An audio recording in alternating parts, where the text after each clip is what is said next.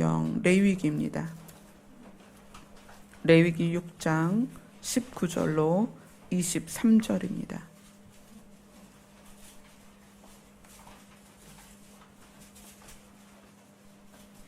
레위기 6장 19절로 23절 말씀입니다.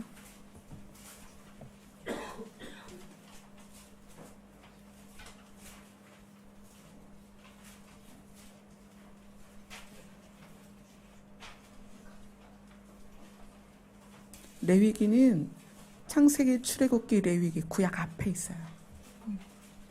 구약 앞에. 준서 찾았어요? 네. 레위기 6장 19절로 23절 같이 읽습니다. 시작. 여호와께서 모세에게 말씀하여 이르시되 아론과 그의 자손이 기름 부음을 받는 날에 여호와께 드릴 예물은 이러하니라. 고운 가루 10분의 1 에바를 항상 드리는 소제물로 삼아 그 절반은 아침에 절반은 저녁에 드리되 그것을 기름으로 반죽하여 절판에 굽고 기름에 적셔 썰어서 소제로 여호와께 드려 향기로운 냄새가 되게 하라. 이 소제는 아론의 자손 중 기름 부음을 받고 그를 이어 제사장 된 자가 드릴 것이요 영원한 규례로 여호와께 온전히 불사를 것이니 제사장의 모든 소제물은 온전히 불사르고 먹지 말지니라. 아멘. 오늘은 하네바 고운 가루라는 제목으로 여러분들과 말씀을 나눌 것입니다. 성경에는 제사의 법들이 쭉 나오면서 우리가 익히 들은 제사들을 많이 알고 있습니다. 그래서 그 제사에 등장하는 제물들이 우리가 잘 아는 소, 양, 염소, 비둘기, 그것들이 대표적인 제물이죠. 5가지의 제사가 있는데 이 제사들의 그 제물을 살펴보면 대부분은 피의 제사였습니다. 소의 피, 염소의 피, 양의 피, 비둘기의 피. 그런데 이 5가지 제사, 5가지 제사 중에 유일하게 피의 제사를 드리지 않는 것을 소제라고 합니다. 소제. 여러분들 제사 이름 뭐 기억나는 게 있으신가요? 속죄제, 속건제, 화목제, 번제, 소제 이렇게 있죠. 근데 이 소제 빼고는 전부 피의 제사를 드려요. 그래서 각을 떠야 하고 피를 뽑고 그 다음에 그것을 올려서 태우거나 뭐 요제 같은 거 흔드는 걸 요제라고 하죠. 드는 제물을 들거나 거제는 든다고 그러죠. 뭐 여러 가지 방법이 있는데 왜 유일하게 이 소제만큼은 피의 제사가 아닌가? 제가 제사의 법 또는 어떤 그런 제물에 대해서 제가 집중을 해본 적이 없어요. 그런데 오늘 이 소제에 대해서 말씀을 나눠야 되는 이유는 2주 전에 강단에서 기도를 하는데 하나님께서 한 장면을 보여주셨어요. 어떤 장면이었냐면 아주 날카롭고 큰 검이 보였어요. 여러분, 칼과 검의 차이가 뭐죠? 칼과 검의 차이가 뭐예요? 하경아, 얘기를 해봐봐. 아니야? 남자친구들, 칼과 검의 차이가 뭐죠? 검은.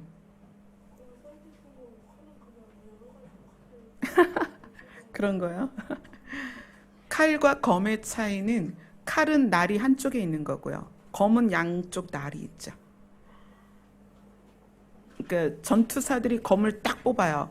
검은 양쪽에 날이 있죠. 다 양쪽에 날이 섰죠.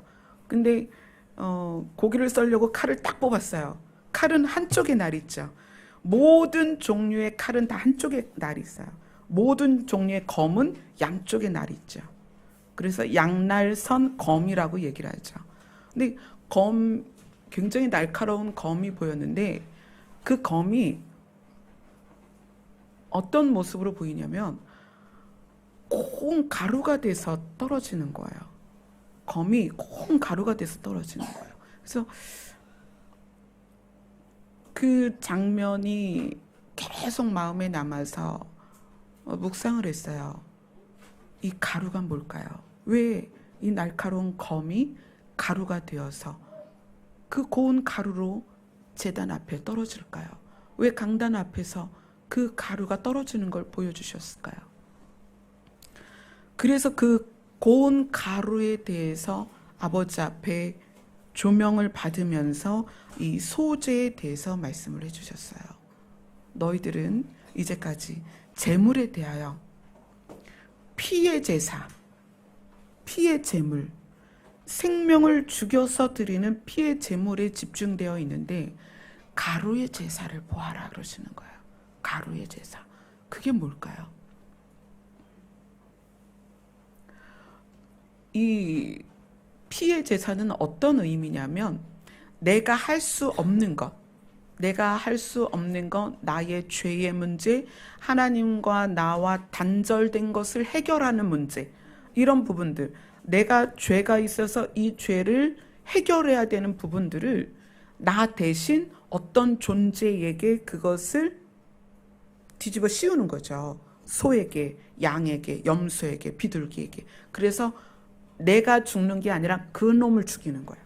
그 재물을 죽여서 생명이 되는 피를 뽑아내고 그 죽은 것을 하나님께 드려서 내 대신 얘가 값을 치렀습니다. 이렇게 하는 게 보통의 제사입니다. 근데 소재는 좀 달라요. 오늘 장면은 어떤 장면이냐면 아론과 그의 자손들이 제사장으로서 기름 부음을 받는 장면에서 너희가 제사를 어떻게 드려야 되는가? 소제를 드려라. 그리고 소제는 일반적으로 계속 드려지지만 오늘 장면은 특별히 어떤 한 컷이냐면 아론과 그의 자녀들이 제사장의 직분을 시작하기 위해서 기름 부음 받을 때 제사입니다. 그래서 이게 우리랑 왜 관련이 있느냐? 아론과 아론의 자손들이 기름 부음 받는 날 드렸던 고운 가루로 드린 이 소재가 왜 우리랑 관련이 있느냐? 우리에게 하나님은 우리의 정체성을 뭐라고 말씀하셨냐면 너희는 왕 같은 제사장이다. 왕도 왕이 되기 위하여 그 자격을 주는 행위가 기름 부음이었습니다. 제사장도 구별되어서 제사를 집례할 수 있는 제사장으로 구별되는 방법이 기름 부음이었어요. 그 기름 부음을 받는 현장에서 드리는 제사가 소제라는 거예요. 가루로 드리는 소제. 그럼 우리는 아론의 자손도 아니고 그 제사를 집례하는 제사장도 아니지만 우리가 지금 예수 그리스도의 피로 말미암아 얻은 직분이 뭐냐면 왕 같은 제사장이라는 거예요. 그리고 우리는 성령으로 기름 부음을 받았습니다. 그런 우리가 드려야 될 제사, 그게 소제라는 거예요. 오늘 20절을 보면 이렇게 얘기합니다. 아론과 그의 자손이 기름 부음 받는 날에, 아론과 그의 자녀들이 기름 부음 받는 날에, 왜 그들이 기름 부음 받았냐면 그날 그 기름 부음을 통해서 제사장이 됐단 말이에요. 그들은 대대로 제사장의 직분을 감당하게 됐습니다. 그러면 우리가 예수 그리스도로 말미암아 신분이 바뀌어서 왕 같은 제사장으로서의 기름 부음 받은 우리가 하나님께 드릴 예물은 이러하니 뭐다? 고운 가루 10분의 1 에바라는 거예요. 고운 가루. 생명을 죽여서 피를 뽑아서 드리는 제사가 아니라 기름 부음 받은 자들이 드려야 될 예물은 고운 가루라는 거예요. 그럼 우리가 오늘은 왜 우리가 고운 가루를 하나님께 드려야 되는지 이 부분에 대해서 알아야 돼요. 알아야 되고 우리에게 적용이 돼야 됩니다. 고운 가루가 어떤 의미냐 이제 하나하나 알려드리겠습니다. 하나님께서는 우리에게 제가 어제 전화 통화로 상담을 했어요. 1시간 정도 전화 상담을 했는데 그 어머니는 10몇 년 동안 아들을 위해서 기도를 했어요. 정말 애통해하며 10년 동안 아들을 위해서 기도를 했고, 그런데 그 10년의 기도 동안에 아직 그 아들이 상황이 바뀌거나 형편이 나아지지 않았어요. 그래서 어제 저에게 그렇게 얘기를 했어요. 저 이제 기도 안 할 거예요. 하나님은 제 아들을 살려주지 않을 것 같아요. 이젠 하나님이 원망스러워요.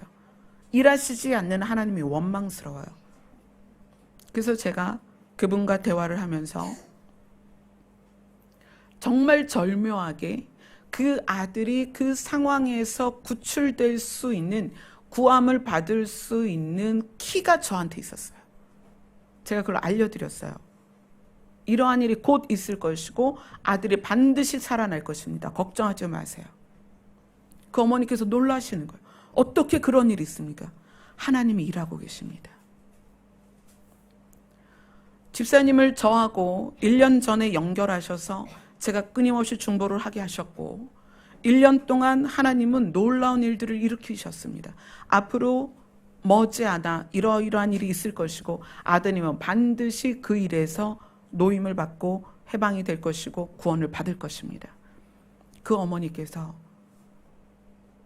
그런 기도를 해주세요. 그래서 제가 기도를 해드렸어요. 기도를 해드리고 그 자리에서 그 어머니께서 통곡을 하면서 기도를 하셨어요. 통곡을 하고 기도하시면서 방언을 하시는데 하나님께서 내가 너를 사랑한다. 내가 너를 사랑한다. 내가 너의 아들을 살릴 것이다. 나의 때에 그것을 이룰 것이다. 말씀을 하시는 거예요.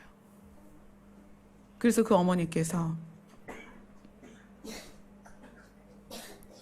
보이지 않는 곳에서, 들리지 않는 곳에서 하나님께서 그 일하심, 그 섬세하게 일하심에 하나님께 감사를, 찬양을 올려드리면서 전화를 끊었어요. 하나님께서는 우리에게 어떻게 다가오시냐면 나에게 목적으로 오지 말고 관계로 다가오라고 말씀하십니다. 하나님은 끊임없이 자기를 우리에게 누구라고 설명하시냐면 아버지다라고 설명하세요. 아버지다. 우리는 관계로 나아가는 게 아니라 목적을 가지고 나아가요. 하나님, 일단은 불러놓고 이렇게 해주세요. 저렇게 해주세요. 이걸 해결해 주세요. 저걸 해결해 주세요. 이렇게 돼야 돼요. 모든 것이 하나님을 향해 목적으로 나아가요. 근데 하나님 뭐라고 말씀하시냐면 아니다. 관계로 나를 좀 봐라. 나는 너의 아버지다. 우리 여기 명연자매가 있어요. 그 뒤에 아버지가 계세요. 명연자매 책임지는 건 아버지십니다. 맞죠, 아버지? 네. 하나님은 끊임없이 우리에게 아버지라고 말씀하십니다. 자, 요한복음으로 가보겠습니다. 요한복음 4장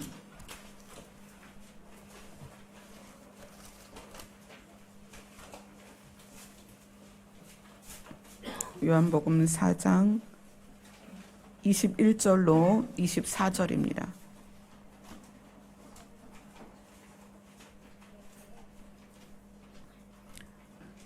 21절로 24절 말씀입니다. 같이 읽겠습니다. 시작.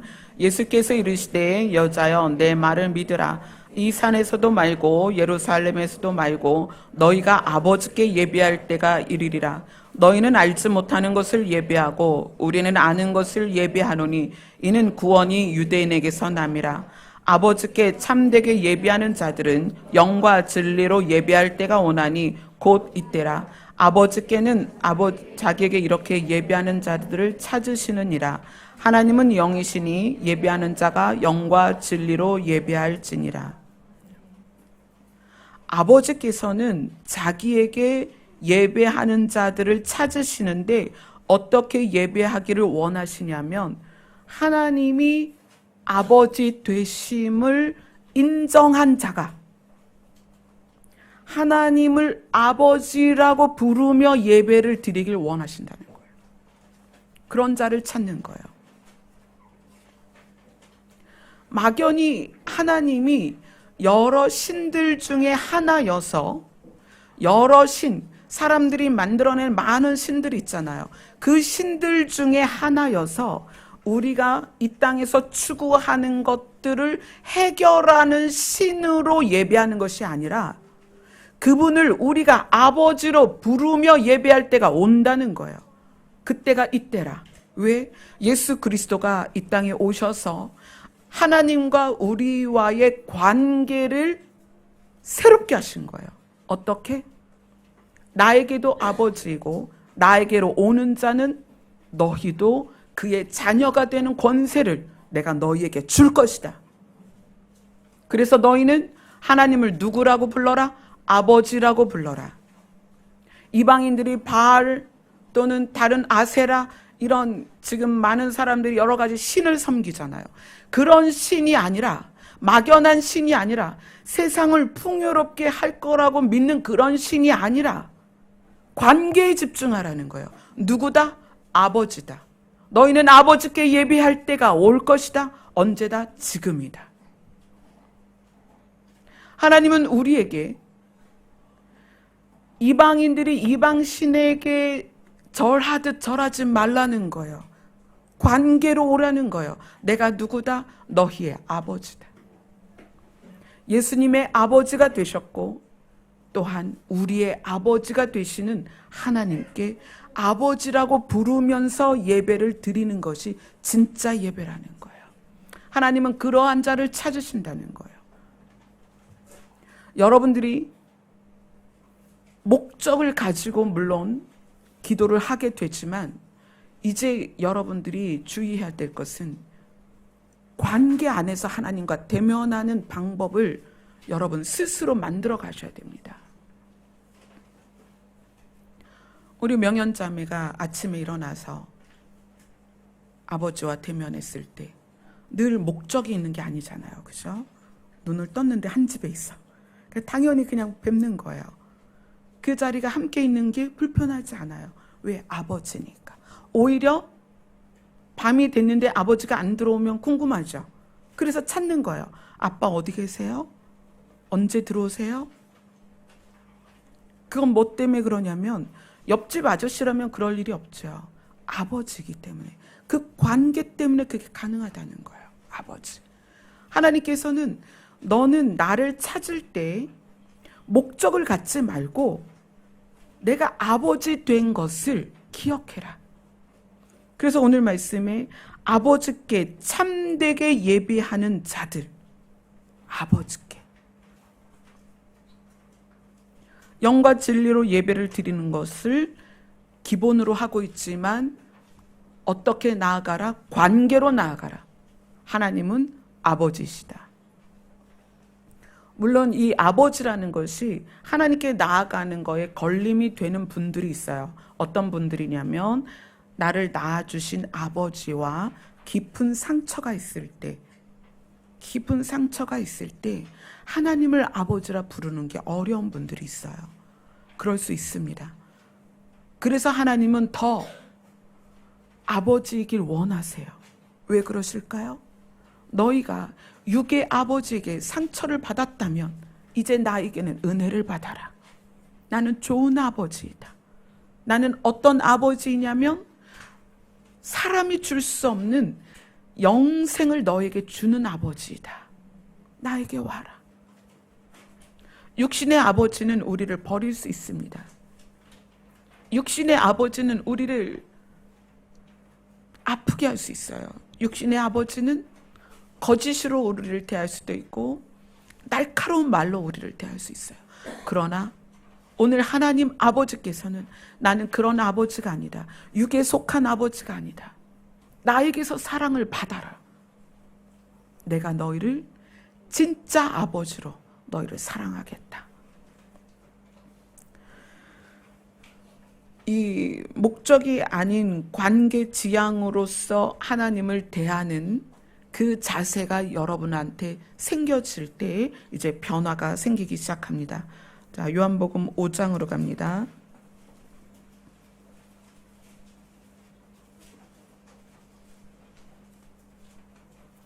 요한복음 5장 19절부터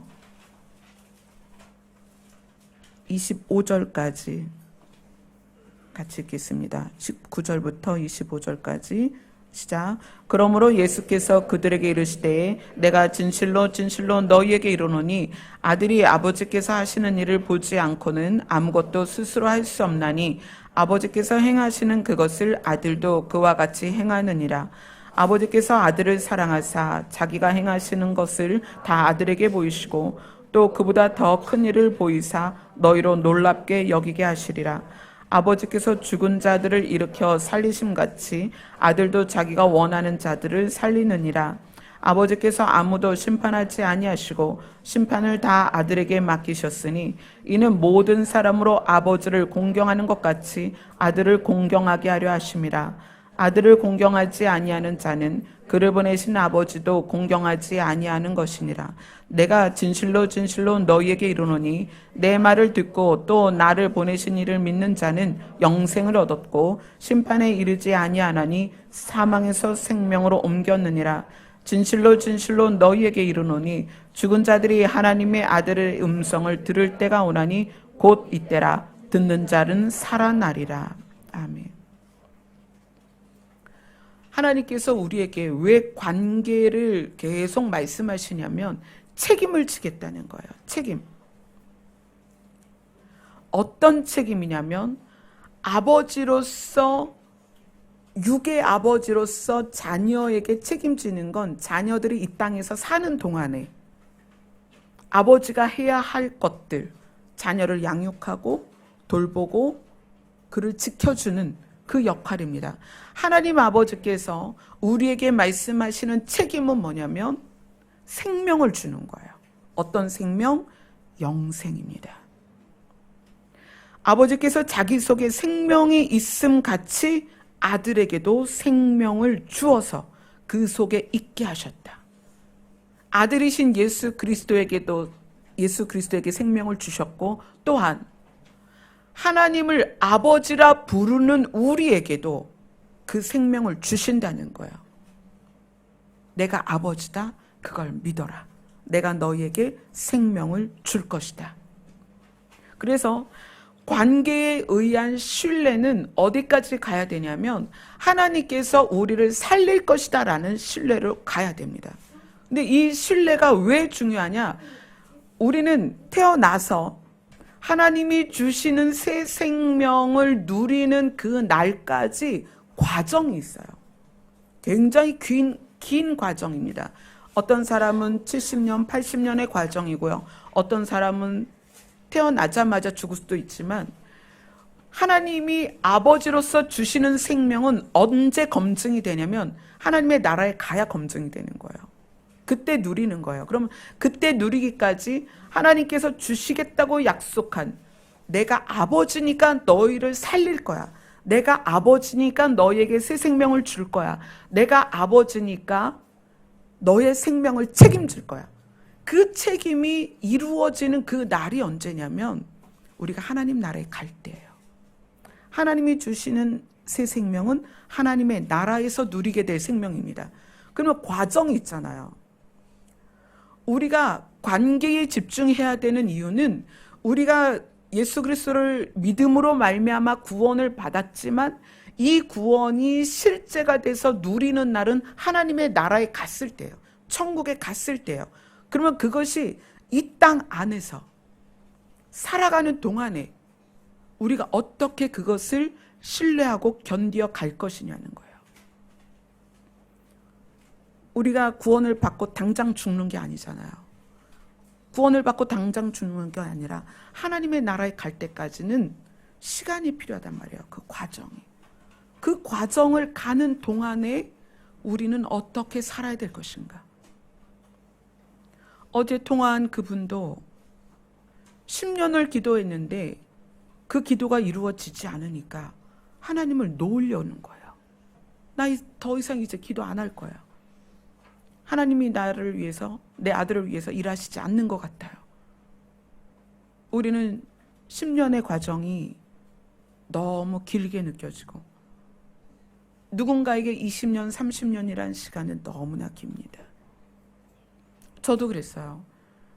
제가 안면마비 왔을 때가 99년이었습니다. 근데 그 99년에 하나님께서 말씀하셨어요. 너의 얼굴이 고침받았을 때 내가 너를 들었으리라. 99년, 2000년, 시간이 계속 가는데 그 시간 동안에 제가 고침받고 쓰임받을 여망이 없는 거예요. 변화가 없는 거예요. 어쩔 때는 그 음성을 잊어버릴 때도 있었어요. 어쩔 때는 놓아버릴 때도 있었어요. 그러나 그 음성을 들은 20년이 지난 지금 제가 여러분 앞에 있잖아요. 하나님은 아버지이기 때문에 약속을 반드시 지키십니다. 그러면 우리는 뭐냐면 그 약속이 이루어질 때까지 견뎌내야 되는 거예요. 그 시간들을 지나가야 돼요. 근데 그 시간을 지나고 견디는 힘이 뭐냐면 신뢰라는 거예요. 근데 그 신뢰가 목적을 가지고 신뢰하긴 어렵다는 거예요. 그래서 하나님이 자꾸 관계를 얘기하시는 거예요. 내가 너의 아빠야. 내가 너의 아버지야. 나는 너에게 한 약속을 반드시 지켜. 그래서 자꾸 관계를 말씀하시는 거예요. 자, 성경을 봅시다. 6장 35절부터 40절입니다.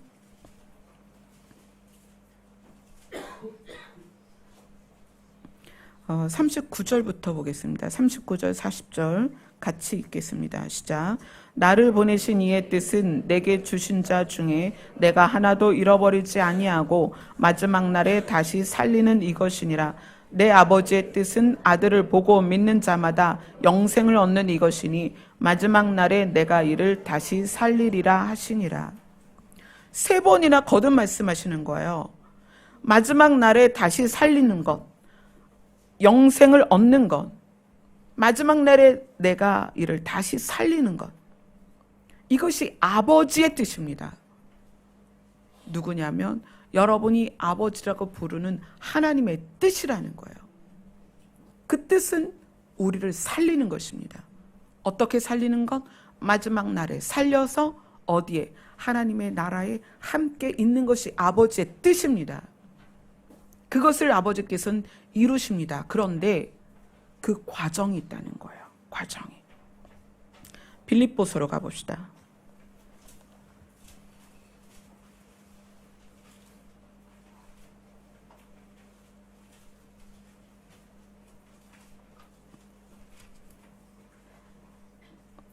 빌립보서 1장 7절, 13절, 17절을 읽고 거기에서의 공통된 단어를 찾아보세요. 빌립보서 1장 7절, 13절, 17절 공통된 표현이 나옵니다. 그걸 한번 찾아보세요.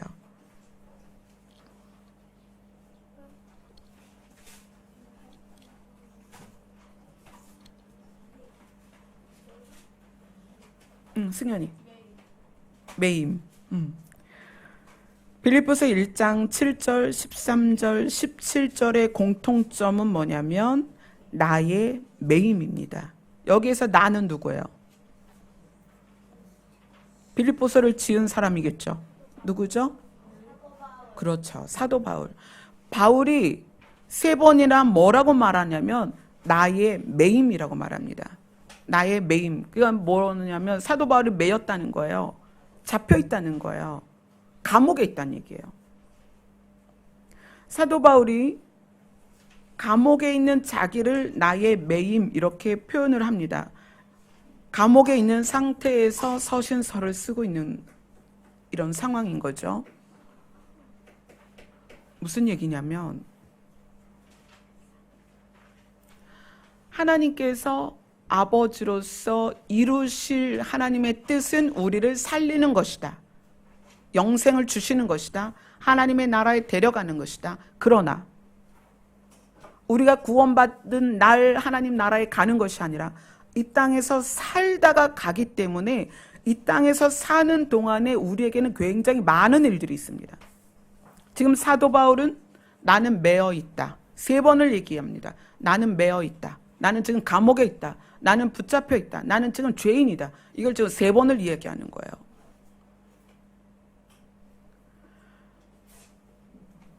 저는 부모님과의 삶, 제가 결혼하기 전까지 26년의 삶 동안에 부유했던 적이 없어요. 늘 가난했고, 중학교 다닐 때는 주식이 밀가루였어요. 곰표 밀가루 사서 하루 3끼 그걸 먹었어요. 때로는 도시락을 못 사갖고 갈 때도 있었고, 뭐 수제비 싸갈 수가 없으니까 못 사갈 때도 있었고, 아버지의 목회로 말미암아서 아버지가 목회를 시작하시면서 제가 결혼하기 전까지는 정말 지독하게 가난했어요. 그리고 아버지의 목회를 그 현장에서 함께 돕는 그 삶이 중학교 때부터 시작이 됐어요. 중학교 때부터 반주하고 주일학교하고 성전 청소하고 물 깃고 물 갖다 버리고 천막에서는 그 천막교회 안에서 겨울에는 걸레가 그냥 빨아놓으면 돌덩어리가 되는 그런 천막에서 예배를 드리고 주일학교를 그때도 주일학교 교사였죠. 주일학교를 하고 아버지의 목회는 정말 힘들었는데 그 부분에서 늘 함께 왔어요. 결혼해서 남편이 목회를 시작하면서 참 힘들게 왔죠. 근데 그 남편조차 병이 났고 투병하고 저를 떠나버렸어요. 40대에. 저는 제 인생에 40대에 과부될 거라는 건 상상도 못했어요. 그리고 저희 아이들이 태어나서 초중고를 굉장히 공부를 잘하고 똑똑했던 아이들인데 2 아이가 다 아프기 시작했어요. 그냥 일반인들이 평범하게 살아가는 그 삶 자체가 저한테는 없었어요. 지금 사도 바울이 3번이나 나의 매임을 이야기합니다. 사도 바울은 자기의 삶에 얼마나 힘든 일이 있었는가를 구구절절히 적은 글이 있습니다. 태장으로 맞고 죽을 뻔함을 당하고 던져지고 찢기고 상하고. 근데 그러한 과정에서 그것을 이겨낼 수 있는 힘이 뭐냐는 거예요. 바울이 지금 얘기하잖아. 내가 매여 있다. 내가 죄인이 되어 있다. 내가 감옥에 있다. 그러나 나는 18절에 보면 빌립보서 1장 18절을 같이 읽습니다. 빌립보서 1장 18절 같이 읽습니다. 시작. 그러면 무엇이냐 거칠으려 하냐 참으로 하나 무슨 방도로 하든지 전파되는 것은 그리스도니 이로써 나는 기뻐하고 또한 기뻐하리라. 매여 있고 돌로 맞고 채찍으로 맞고 태장으로 맞고 죽은 줄 알고 사람이 성 밖에다 버리기도 한 바울이 뭐라고 얘기하냐면 기뻐하고 또한 기뻐하리라. 어떻게 그럴 수가 있냐는 거예요. 어떻게.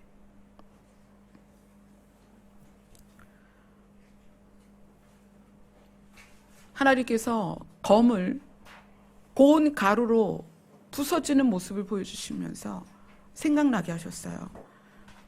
예전에 제가 한참 글을 쓸 때 그런 말을 들었어요. 그때는 이제 사모였으니까 사모님의 글은 잘 벼린 날과 같다. 칼날 같다. 그런 이야기를 들었었고요. 제가 초창기에 기도회를 인도하고 말씀을 선포할 때 정말 칼 같은 말씀들을 전했어요. 그런데 생각지 못한 시간을 지나오면서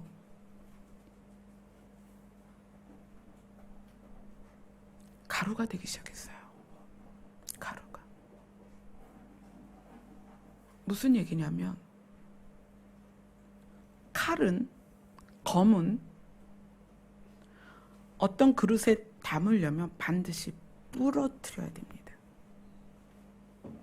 그릇의 모양에 맞게 칼은 부러뜨려야 그 그릇에 들어가요. 그런데 가루는 어떤 모양의 그릇에 담아도 담을 수가 있습니다. 예수님은 어떤 분이셨냐면 하나님께서 예수님에게 요구하시는 것은 무엇이든 아멘으로 순종하신 분입니다. 그것이 채찍을 맞든 창으로 찔리든 십자가에 못이 박히든 침뱉음을 당하든 뺨을 맞든 가시관을 시험받든 그 어떤 것이든 예수님은 예로서 순종하신 분이에요. 그것을 예수님의 겸손이라고 말하고 예수님 스스로가 말씀하셨어요. 나는 온유하고 겸손하다.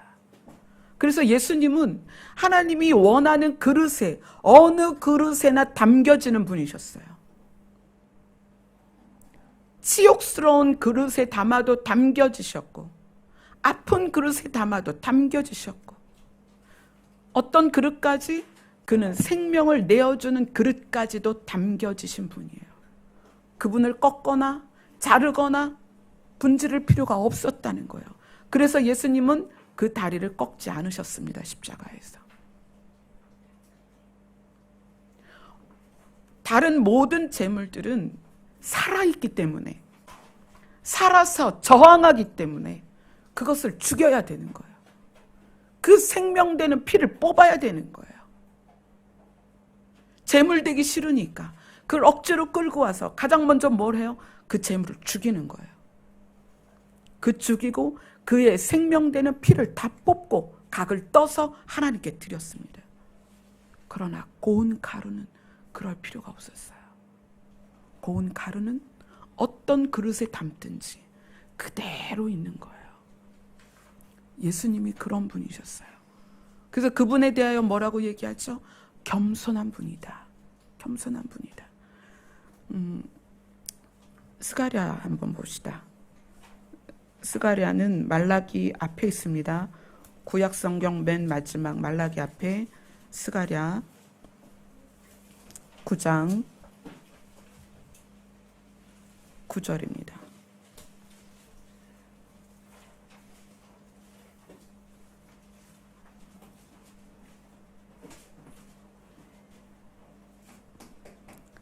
스가랴 9장 9절 같이 읽습니다. 시작. 시온에 따라 크게 기뻐할지어다. 예루살렘에 따라 즐거이 부를지어다. 보라, 내 왕이 내게 임하시나니 그는 공의로우시며 구원을 베푸시며 겸손하여서 나귀를 타시나니 나귀의 작은 것 곧 나귀 새끼니라. 하나님께서 예수님에게 예루살렘 성에 입성을 하라고 말씀하시면서 뭘 타라고 이야기하시냐면 새끼 나귀를 타라고 그러시는 거예요. 여러분 새끼 나귀 보셨어요? 나귀는 원래 덩치가 작습니다. 새끼 나귀는 더 작죠. 그런데 이때 나귀를 탈 때 예수님은 30대의 건장한 청년이었단 말이에요. 또 누구예요? 만왕의 왕이신 하나님이신 분이란 말이에요. 그런데 하나님은 예수님에게 명령하십니다. 너 예루살렘에 들어갈 때 새끼 나귀를 타고 가라. 보기만 해도 우스꽝스럽지 않겠어요? 근데 예수님이 새끼 나귀를 타고 예루살렘 성으로 입성을 하십니다.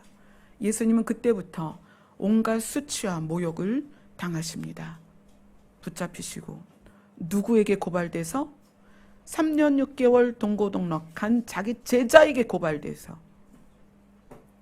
자기가 고치고 먹였던 이스라엘 백성에게서 죽이라는 고함 소리와 함께 십자가에 넘겨졌다는 얘기예요. 예수님은 저항하지 않는 분이셨습니다. 제가 예전에 2014년도에 말씀을 묵상하면서 하나님, 진짜 겸손이 뭐예요? 왜냐하면 여러분, 겸손이라고 하면은 누구에겐가 굽신거리고 예예하고 그런 걸 겸손이라고 보잖아요. 하나님, 진짜 겸손이 뭐죠? 진짜 겸손은 하나님의 뜻에 저항하지 않는 것입니다. 그게 진짜 겸손입니다. 예수님이 저항하지 않는 분이었기 때문에 그 다리를 꺾지 않으셨습니다. 십자가에서 그 다리를 꺾지 않아도 되는 거예요. 왜? 그는 고운 가루같이 하나님의 요구에 그대로 순종하셨기 때문이에요. 제가 이 말씀을 왜 드리냐면, 여러분이 아버지로서의 관계가 형성된 하나님께서 우리를 이끌어 가실 것과 우리를 반드시 살리실 것에 순종되어지는 모습은 삶에서 드러난다는 거예요. 삶에서. 이 소제는 다른 번제나 화목제나 속죄제나 속건제와 다른 게 뭐냐면, 그런 다른 것들은 피의 제사를 통해서 나 대신 어떤 것을 죽이고 꺾어서 하나님께 드리는 거지만, 소제는 어떤 의미냐면 내가 하나님께 드려지겠습니다. 나 자신이 하나님께 순종되겠습니다. 나 자신이 하나님 앞에 겸손히 드려지겠습니다라는 의미가 소제입니다. 그래서 그 소제에는 가루를 드렸다는 거예요. 내가 하나님 앞에 드려지는 것, 하나님 앞에 순종되어지는 것이 어디에서 출발이 돼야 되느냐? 우리가 행동으로 순종이 되어도 마음으로 순종이 안 될 수 있습니다. 교회는 열심히 나오고 헌금도 하고 봉사도 하고 사역자도 되고 뭐 집사, 장로, 권사가 돼도 마음이 순종되지 않을 수 있습니다. 마음이 순종되지 않는 것이 어디에서 드러나냐면 삶에서 모든 거에 저항이 되는 거예요. 왜 내가 그렇게 해야 돼요? 내가 왜 남편을 순종해야 돼요? 지난주에 숙제 드렸죠. 제가 갑자기 생각이 났어요. 아내분들 손 들고 저하고 약속했죠? 우리 이슬기 집사님, 남편에게 순종 잘 하셨어요? 그럼 옆에 계신 분이 대답을 하셔야 돼요. 어떠셨어요? 아, 네.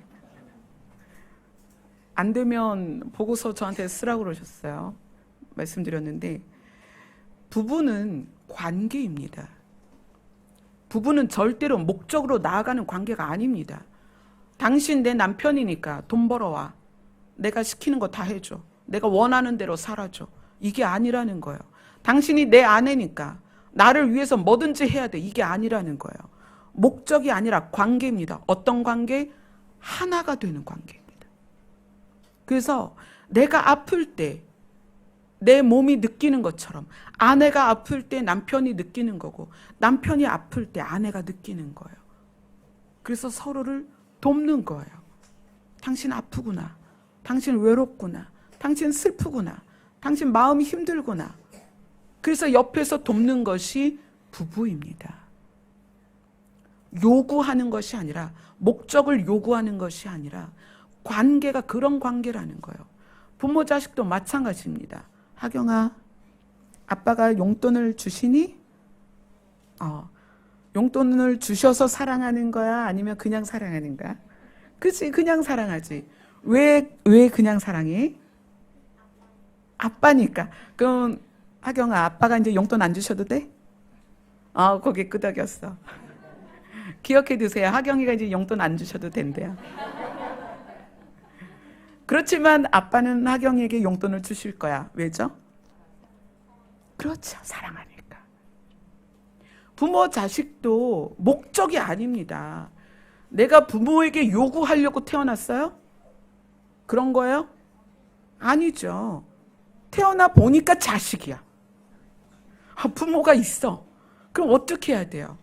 목적이 아니라 관계로 가는 거예요. 내가 태어나 보니까 자식이야. 부모를 사랑해야 돼요. 부모가 나에게 무엇을 주든 안 주든 부모이니까 사랑하는 거예요. 부모이기 때문에 공경하는 거예요. 십계명에 뭐라고 나와요? 내 부모를 공경해라. 근데 그게 잘못돼서 요즘 공격하잖아요. 목적을 가지고 대하기 때문에 공격하는 거예요. 왜 용돈을 조금 주세요? 왜 나한테 좋은 차 안 사주세요? 왜 그게 다 공격이죠. 하나님이 우리에게 관계로 오시는 것은 내가 너희를 목적 삼지 않는다는 거예요. 내가 너에게 아버지로 오는 것은 내가 너를 책임지겠다는 거예요. 내가 너에게 아버지로 오는 것은 내가 너를 사랑한다는 얘기예요. 그래서 우리에게 말씀하시는 거예요. 너희가 나를 아버지라고 부르면서 예배를 드려라. 내가 너에게 아버지로 올 것이다. 여러분들이 이 땅을 살면서 어려운 일 많이 있습니다. 고통스럽고 힘들고 슬프고 외롭고 버림받은 것 같고 누구도 나를 지지하지 않는 것 같고 나를 이해하지 않는 것 같은 그런 삶들을 여러분들이 다 살고 계세요. 내용이 좀 다를 뿐이에요. 무게감이 좀 다를 뿐이에요. 누구 하나 행복한 사람 없습니다.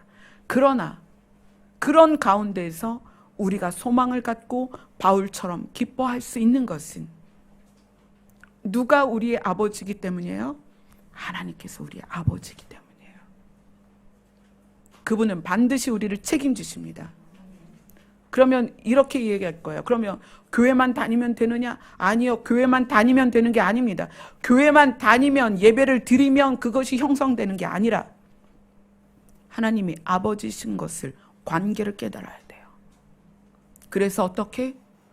아버지와 아들로 아버지와 딸로 살아야 되는 거예요. 그래서 우리가 이 땅에서 어떠한 일이 있든 어떤 상황이 되든 어떤 상태가 되든 하나님이 우리의 아버지이신 것을 신뢰하는 거예요. 그리고 그 상황들을 지나가는 거예요. 저도 그렇게 지나왔습니다. 하나님께서 겸손은 저항하지 않는 것이다. 그때 남편이 암 투병을 할 때였어요. 그 말씀을 주셨을 때가. 그때 남편이 목사로서 암에 걸려서 항암을 하고 수술을 하고 아산병원에 누워있을 때 하나님은 저항하지 마라. 우리 인생에서 어떠한 일도 있을 수 있다. 그러나 내가 너의 아버지다. 내가 너를 지킬 것이다. 끝까지 지킬 것이다. 그 끝이 언제냐면 하나님의 나라입니다. 여러분이 하나님을 아버지로 믿는다면, 그래서 그 아버지와 함께 살기를 소원한다면 하나님께서는 여러분을 반드시 하나님의 나라까지 이끌어 가실 것입니다.